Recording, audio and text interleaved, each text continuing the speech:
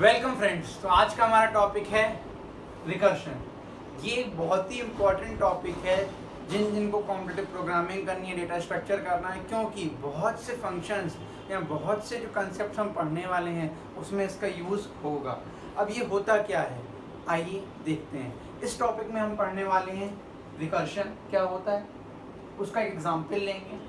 Example लेने के बाद वो स्टैक मेमोरी या स्टैक को यूज़ करता है तो वो कैसे यूज़ करता है इसको देखेंगे। उसके बाद इसकी टाइम कॉम्प्लेक्सिटी निकालेंगे कि टाइम कॉम्प्लेक्सिटी कैसे, मतलब कितना टाइम लेता है, कितना टाइम, ज़्यादा टाइम तो नहीं ले रहा, कम टाइम तो नहीं ले रहा, उस पर ध्यान देंगे। और लास्ट निकालेंगे कि रिलेशन, मैथमेटिक्स में पढ़ा होगा रिलेशन एंड फंक्शंस, ये सब आपने पढ़े होंगे। तो क्या होगा, हम इसका एक रिलेशन निकालेंगे, उस रिलेशन के बेसिस पे हम इस फंक्शन को लिख सकते हैं। तो चलिए शुरू करते हैं। तो चलिए सबसे पहले हम ये देखेंगे एक फंक्शन में, मतलब जब एक फंक्शन लिखा होता है तो वो प्रोग्राम में कैसे काम करता है। आइए देखते हैं। मैंने आपको पहले भी सिखाया है कि होता क्या है जब एक फंक्शन एग्जीक्यूट होता है तो एग्जीक्यूट होने के बाद स्टेप बाय स्टेप एग्जीक्यूट होता है। तो जैसे ही वो अपने कौन से स्टेप पे आता है जहाँ फंक्शन कॉल हो रही है वहाँ आता है, तो वहाँ से वो कहाँ जाता है, वो जाता है अपनी फंक्शन कॉल पे, है ना। तो मतलब 1 2 3 स्टेप्स रन हुए, 3 स्टेप्स हुए, 4th स्टेप में आया, 4th स्टेप से सम पे जंप किया, सम पे जाके उसने सारे ऑपरेशंस किए, 1 2 3 4 ये सारे ऑपरेशंस हो गए। जैसे ही खत्म हुआ ये वापस रिटर्न हुआ, कहाँ से कहाँ तक, वापस यहाँ आया और फिर यहाँ से प्रोग्राम रन करना स्टार्ट हुआ। तो इस सीन में क्या हुआ, जब भी कोई एक प्रोग्राम चलता है उसमें फंक्शन कॉल होती है तो फंक्शन पे जंप करता है, फंक्शन पे जंप करने के बाद जब वापस आता है तब वहाँ से काम होता है। अगर ये फंक्शन, ये वाला फंक्शन जो है वो वैल्यू रिटर्न कर रहा होता, जैसे कि वॉइड की जगह हम लोगों ने लिख देते हैं इंट, जैसे मैंने कर दिया इसको इंट, तो समझिएगा ये इंटीजर वैल्यू रिटर्न करेगा, तो यहाँ इसकी वैल्यू होगी रिटर्न।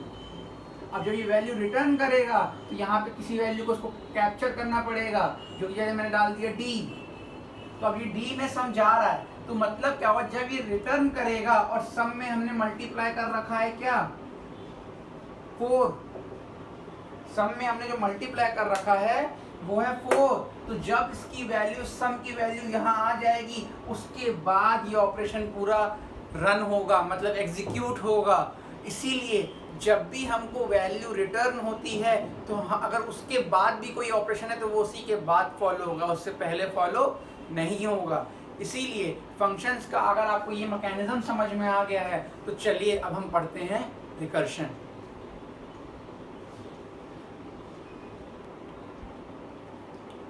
तो देखिए, अब मैंने एक फॉर्मेट बना के रखा है कि रिकर्सिव फंक्शन, इसी फॉर्मेट से हम लोग जज कर लेंगे कि काम कैसे करता है।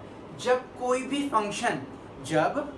फंक्शन खुद को बुलाता है तो उसको रिकर्सिव फंक्शन बोलते हैं।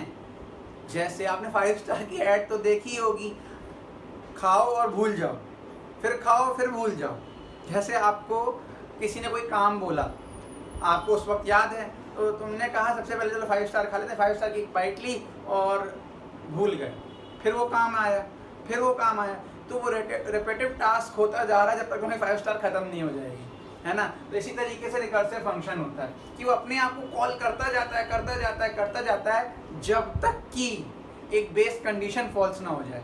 ठीक है, तो समझना ये हो गया क्या, रिटर्न टाइप कि फंक्शन हमारा कैसा वैल्यू रिटर्न करेगा, यहाँ पैरामीटर्स पास हो जाते हैं। ठीक है, अब ये हो गई बेस कंडीशन। ये बेस कंडीशन जब तक ट्रू रहेगी तब तक ये खुद को बुलाता रहेगा, जैसे ही ये बेस कंडीशन फॉल्स हो जाएगी ये अपने आप को बुलाना बंद कर देगा। अंडरस्टूड, समझ में आया हो तो आगे बढ़ें। ठीक है, अब ये इसका फॉर्मेट हो गया, कहीं भी होगा रिकर्सिव फंक्शन कुछ इसी टाइप का होगा, क्योंकि जिस नाम का होगा उसके उस फंक्शन के अंदर ही उसकी कॉल हो रही होगी, जिस नाम का होगा उसकी कॉल उसी फंक्शन के अंदर हो रही होगी। और ये फंक्शन की पहली कॉल होती है हमारी कहाँ पे, मेन फंक्शन में। आइए इसको एक एग्जांपल से देखते हैं। तो चलिए अब इस प्रोग्राम के थ्रू हम लोग ये देखते हैं कि ये काम कैसे करता है। क्या कैसे करता है, काम कैसे करता है, चलिए इसको ट्रेस करते हैं। ट्रेस करेंगे सबसे पहले कहाँ जाएंगे, वॉइड मेन में जाएंगे। वॉइड मेन में पहला स्टेप हुआ, एक वेरिएबल डिक्लेयर हुआ, तो एक वेरिएबल डिक्लेयर हो गया, ए में वैल्यू गई 5, तो 5 हो गई, 5 के बाद फंक्शन कॉल हुई 3, तो फंक्शन कॉल हो गई। फंक्शन कॉल होते ही कहाँ गया फंक्शन, डिस्प्ले। अच्छा मैंने नाम बदल दिया है, तो मैं क्या करता हूँ, इस फंक्शन का नाम ही वो अपना पुराना जो नाम अपन ने रखा था वो रख देता हूँ, क्या नाम से, फंक्शन नाम से। ठीक है, अब देखिएगा फंक नाम से जब वो फंक्शन बना है उसमें एक वेरिएबल लिया गया है इंट ए। ये तो कौन सा पैरामीटर हो गया, फॉर्मल पैरामीटर। कॉल कैसी हुई है, call by value. Call by value में इंट में ए में क्या चला गया, 5 चला गया। 5 गया, 5 greater than 0, yes it is greater than 0। तो क्या कर रहा है, प्रिंट 5 को प्रिंट कर रहा है। तो आउटपुट स्क्रीन में पहले क्या आ गया, 5। समझते चलिएगा।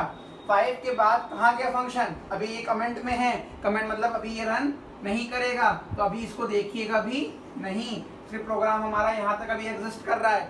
तो इसका कॉल क्या लगी, क्या कॉल लगी, फंक्शन a-1 को कॉल करो। मतलब यहाँ पैरामीटर क्या पास हुआ, a क्या था 5, 5 के बाद क्या कॉल हुआ 4 वापस कहाँ जाएगा, यहीं जाएगा। अब ये वैल्यू हो गई 4, तो यहाँ क्या आ गई a के पास वैल्यू 4 अंदर गया, 4 ग्रेटर देन 0, यस प्रिंट करो, प्रिंट कर दिया। तो 4 भी प्रिंट कर दिया हम लोगों ने। अब वापस इसके पास आया, इसके पास आने के बाद क्योंकि ये f के अंदर ही है, देखते जाना, 4 माइनस 1 क्या पास हो गया, वापस से यहाँ आया और ये क्या हो गया 3 हो गया। तो अब क्या प्रिंट करेगा, ये 3 प्रिंट करेगा। फिर आया, फिर 3 माइनस 1 2, तो 2 प्रिंट किया, फिर आया 1। लास्टली जब 1 माइनस 1 पास होगा तो a में क्या वैल्यू आई, मतलब 0, और 0 इज ग्रेटर देन 0, फॉल्स होते ही इफ के बाहर चला जाएगा। इफ के बाहर कोई काम है नहीं है, तो कर्सर वापस मूव करते करते ऐसे मूव करते करते कहाँ तक पहुंचेगा, यहाँ तक पहुंचेगा, और प्रोग्राम यहाँ से वापस कहाँ पहुंच जाएगा, इस फंक्शन के थ्रू। अंडरस्टूड। तो इसको बोलते हैं रिकर्सिव फंक्शन। अब इसके बाद अगर मैं कहूं कि इसको हमको असेंडिंग ऑर्डर में, किसमें, असेंडिंग ऑर्डर में प्रिंट कराना है, तो ये कैसे प्रिंट होगा, आइए देखते हैं। उसके लिए मैं क्या करता हूं, मैं इस लाइन को और इस फंक्शन को कमेंट से हटा देता हूं। तो हमारा क्या होगा, मैं इस फंक्शन को कमेंट कर देता हूं, तो ये फंक्शन, ये हमारी लाइन क्या हो गई, एग्जीक्यूट नहीं होगी। अब हमारा इफ फंक्शन क्या कर रहा है, पहले कॉल कर रहा है और बाद में प्रिंट कर रहा है। तो देखिएगा क्या होता है।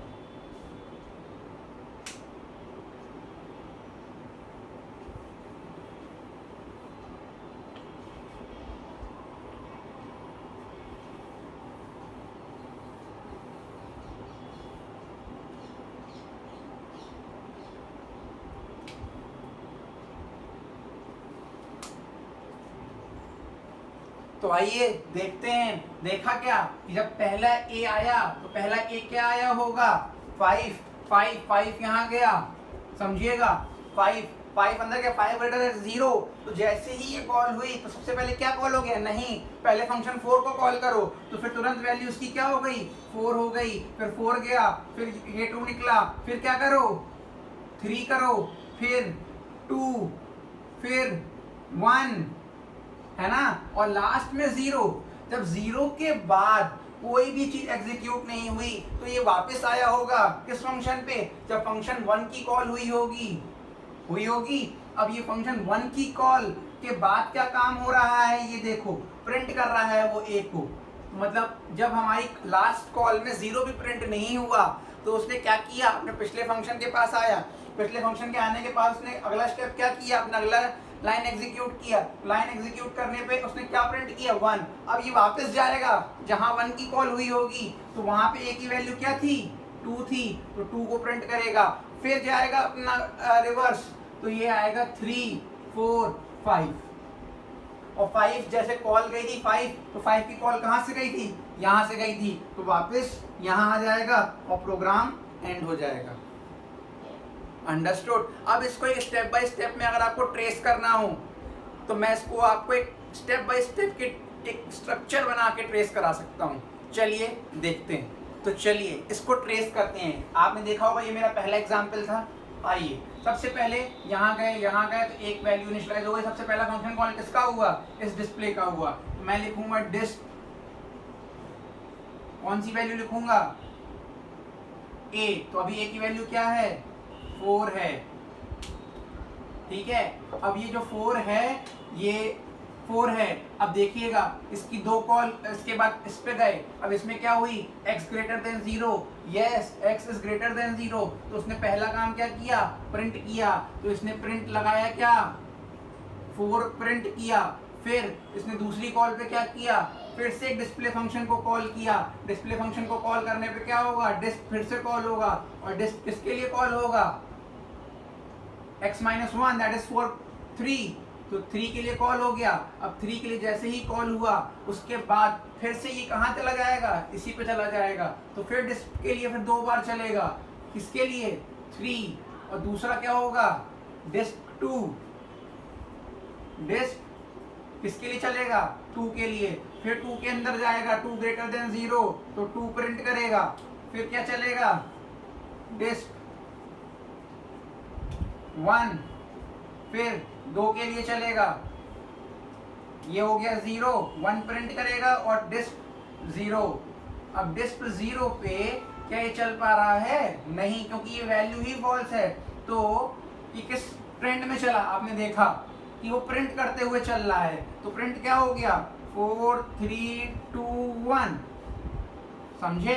अब अगर मैं इस printf की कंडीशन को फंक्शन कॉल के बाद लिख दूं, इस printf की फंक्शन को डिस्प्ले के बाद लिख दूं, तो क्या होता है, चलिए देखते हैं। अब इस फंक्शन को हम लोग ट्रेस करते हैं।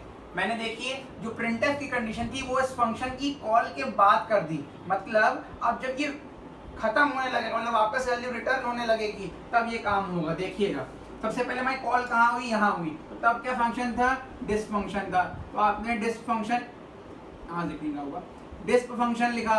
डिस्प फंक्शन में वैल्यू क्या थी, 4 थी। अंदर गए, अब वैल्यू के बाद जैसे ही वो ऊपर गया, हाँ ट्रू है, ट्रू के बाद क्या हो रहा है, पहली कॉल क्या हो रही है, डिस्प की है। तो पहली कॉल डिस्प की लगेगी, किस वैल्यू की लगेगी, के लिए लगेगी, लगेगी 3 के लिए, क्योंकि x-1 है। और यहाँ अभी हम लोग छोड़ देते हैं। फिर डिस्प की वैल्यू जब आ जाएगी, फिर इसके बाद फिर से रिकॉल होगा ये फंक्शन, फिर यहाँ जाएगा किस वैल्यू के साथ, डिस्प 2 के साथ। फिर चला जाएगा डिस्प 1 के पास, फिर चला जाएगा डिस्प 0 के पास। अब देखिएगा मैंने ये जो दूसरा काम है, मतलब कितनी स्टेटमेंट है, एक ही स्टेटमेंट है, 2 स्टेटमेंट का काम है। तो देखिए मैंने इसको जो ट्रेस किया है, तो मैंने हर फंक्शन कॉल लगाई है और कहां तक ले गया हूं, जब तक कंडीशन क्या नहीं हो जाए, फॉल्स नहीं हो जाए। अब देखिएगा डिस्प 4, डिस्प 0। अब डिस्प 0 पे आएगा तो कोई काम करेगा, नहीं करेगा। तो यहां से कहां जाएगा, वापस यहां जाएगा। अब क्या कंडीशन है, डिस्प 1 के बाद, डिस्प 1 के बाद जब ये यहाँ आ जा रहा है, देखिए ये कंडीशन फॉल्स हो गई, तो वापस डिस्प 1 पे आएगा, डिस्प 1 पे आ गया। अब डिस्प 1 पे क्या है, डिस्प 1 पे क्या होगा, एक कॉल होगी जो डिस्प 0 को कॉल कर रही होगी, और एक हाथ इसका अभी भी फ्री होगा। पर एक डिस्प 0 के बाद कोई फंक्शन चला, नहीं चला, तो ये भी ब्लैंक, ये भी ब्लैंक। अब जब डिस्प 1 पे आया तो डिस्प 0 की कॉल तो उसने कर ही ली थी, तो दूसरा काम क्या बचा था उसके पास, उसका प्रिंट करना। तो ये क्या प्रिंट कर रहा है, इधर देखिएगा 1 प्रिंट कर रहा है। तो पहली वैल्यू क्या प्रिंट हुई, 1, ठीक। अब ये फंक्शन कॉल के बाद जब ये खत्म हो गया, ये वापस जाएगा ऊपर, ये वापस गया ऊपर 2 का काम, ये काम खत्म हो गया। अब इस काम को करेगा तो क्या प्रिंट करेगा, यहाँ x की वैल्यू क्या थी, 2 थी, तो x की वैल्यू प्रिंट कर रहा है, तो अगली वैल्यू क्या प्रिंट हो गई, 2 प्रिंट हो गई।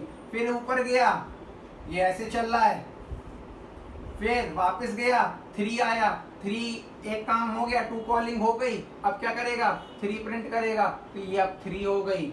फिर गया लास्ट 4, और लास्ट 4 कहाँ गया था, 4 की कॉल आई थी यहाँ से। अब इसके बाद कोई ऑपरेशन नहीं है, मतलब कुछ काम नहीं करेगा।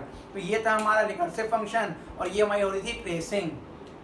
अगर आपको अभी भी समझ में ना आया हो तो इसके लिए मैं एक जनरल एग्जांपल बताता हूँ। उसका रीज़न क्या है, जैसे 4 रूम हैं, 4 रूम में सबसे पहले आपको बोला गया है सबसे आखिरी रूम का सामान सबसे पहले उठाना है। तो आप क्या करोगे, दरवाज़ा खोलते चले जाओगे, खोलते चले जाओगे, खोलते चले जाओगे। जब आप लास्ट कमरे में पहुंच जाओगे उसके बाद तो कोई दरवाज़ा है ही नहीं, जैसे 0, उसके बाद कोई दरवाज़ा नहीं है, तो क्या करोगे, वहाँ पे जो अगला सामान रखा होगा, यार एक केला रखा है, खा लेते हैं, अब थक गया हूँ, तो केला खाया। फिर उस कमरे को कहा बंद करते हुए आना सारे कमरे, तो सब वापस उसको बंद किया। अब वापस आए तो अब तीसरे कमरे में आओगे, तीसरे कमरे में रखा था अमरूद, तो तुमने अमरूद भी खा लिया। फिर तुम उस अगले कमरे को बंद करके आओगे, अब पड़ा था आम, तुमने आम भी खा लिया। दूसरे कमरे में थे तुम, दूसरा कमरा बंद करके आओगे तो पहले कमरे में आ गए।